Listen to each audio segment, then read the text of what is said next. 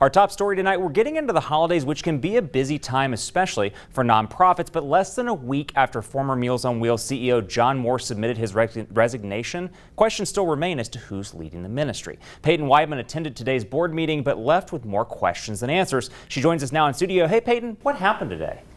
Hey, Aaron. The Meals on Wheels Board of Directors had a special called meeting today. When the meeting entered executive session, I began to ask questions about the change in leadership and board meeting procedures. Not only were those questions unanswered, I was also asked to leave the property.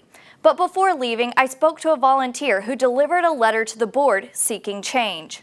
The present leadership is struggling, trying to find the new leadership after they chose to make some changes from where we'd been from the previous 28 years. Meals on Wheels East Texas started 2019 under the leadership of former Chief Executive Officer Carrie Keetzer. In June, the nonprofit announced Keetzer would no longer hold the position. Shortly after, John Moore stepped in as CEO, only to resign November 20th, less than 6 months after he took the job. There's some struggling right now with the way that we see these changes that have been made and where we really are as a ministry right now.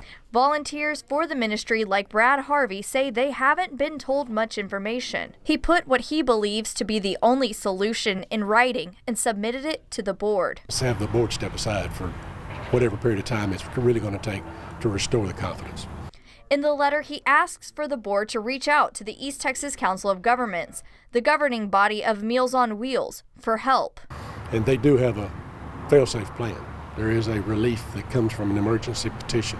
If the Meals on Wheels Board of Directors chose to file an emergency petition, the East Texas Council of Governments would step in to assume responsibility of the daily operations. Finding a way back to the stability and the confidence that the community had is what I'm praying for. Although I was asked to leave before the meeting ended, our partners, the Tyler Morning Telegraph, had a reporter there who learned the board is considering starting a search committee for the vacated CEO position, but nothing else was publicly announced. We've got you covered, Tyler. Peyton Weidman, CBS 19.